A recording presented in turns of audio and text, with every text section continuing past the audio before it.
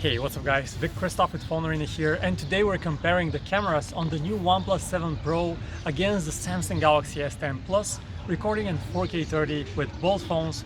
So first thing we'll do is we'll compare the video stabilization. Now both of these phones have optical image stabilization, so follow me around.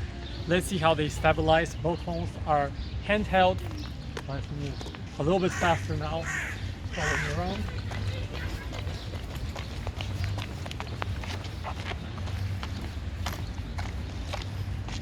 And let's also pan the phones up and down towards the sun so you can see how they adjust to different exposures. Let's hold this for a second and then go back down slowly. Okay guys, now I'll step out of the frame so you can test the continuous autofocus functionality. See if these phones can focus on my hand, and then switch the focus to the background. Once again, let's try this with my hand and the background. Let's do this a couple of times. And a little bit quicker. And that was a quick comparison of the cameras on the new Galaxy S10 Plus and the OnePlus 7 Pro. Thanks for watching.